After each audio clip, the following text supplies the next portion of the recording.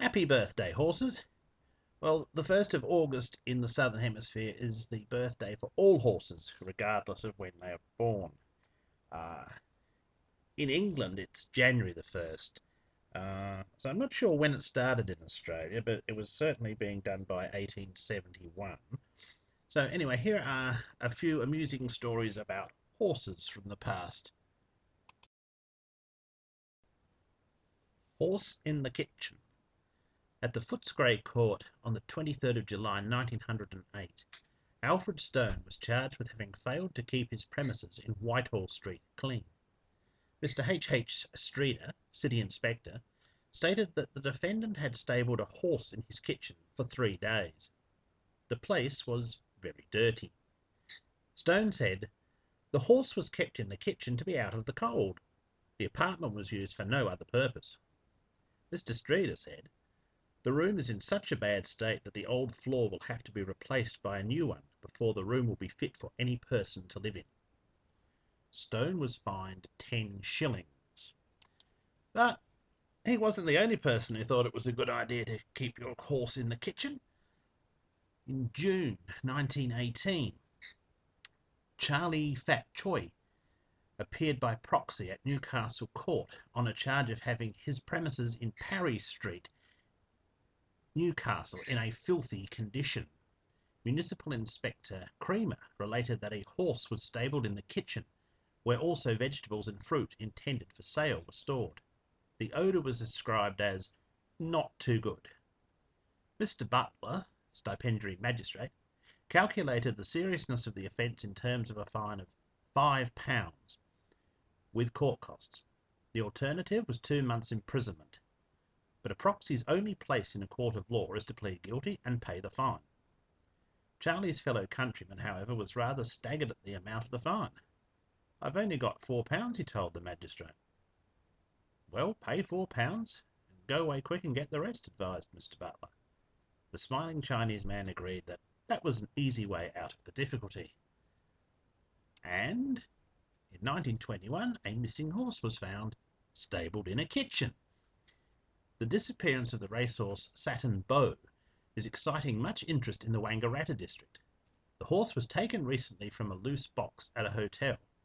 The incident is believed to be the outcome of a dispute between the joint owners, Mr. O'Callaghan and Mr. Connors, owing, it is alleged, to the non-fulfilment of certain conditions under which the horse was to be raced.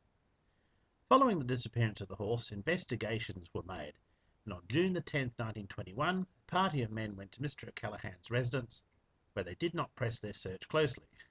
Mr. O'Callaghan says he has Saturn Bow carefully stabled in his kitchen, watched and guarded. Saved by horses. This is from the Moree Gwydir Examiner and General Advertiser from the 6th of April 1907. The farmer's child has weird escapes as well as weird accidents. Not long since, the infant offspring of a New South Wales selector balanced itself carefully on the edge of a large tub of water and fell in. Then the selector's 2 cart horses, which were mooching about close at hand, wandered across and drank all the water from off the top of the child, and didn't drink the child, but just left it in the tub, wet, scared, astonished, and howling.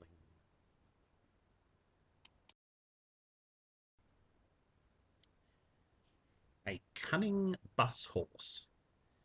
There is a very artful mare called Raspberry up William Street in Sydney.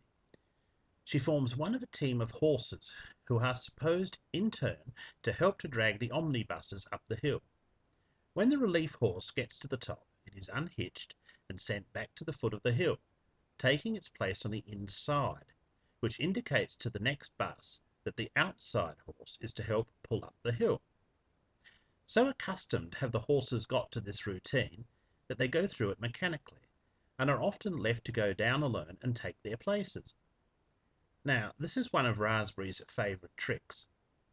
When the other horse comes down and stations himself in his proper place, she walks up just ahead of him, and then backs herself in between Old Stupid and the curbstone. The consequence is that Old Stupid drags up 3 or 4 buses in succession, and the chances are that he would be working all day did not the drivers occasionally tumble to the game. The look of injured innocence which old Raspberry assumes when sneaked out from next to the curb and put in her proper place would make the fortune of a circus clown. Ponies' naked rider. The people of Forbes, New South Wales, were startled on Monday, the 12th of March 1916, when a pony carrying a naked rider raced down the main street and pulled up at the town hall. It appears that the rider, a lad named Joseph Sly, was bathing in a dam on the Parks Road, just near the Forbes railway station, when another boy named Gurdon made his appearance. The latter was mounted on a stylish chestnut pony, and the rider removed the saddle and bridle and commenced to do circus tricks. "I can do that," said Sly. "Well, come and have a try," replied Gurdon. As soon as Sly was comfortably seated, the pony forgot all about the circus tricks and bolted, with the naked boy hanging on for all he was worth. There was a crowd of people at the post office waiting for the mail, and it was the busiest part of the day. People did not know what had happened, and it was thought at the time that the boy was one of a swimming party in difficulties and was riding for assistance. As soon as the pony pulled up, Sly jumped off and made his way down the back streets as fast as his legs would carry him. He did not stop running until he reached the swimming hole and got into his clothes. Then he made a line for home. He has not been seen since.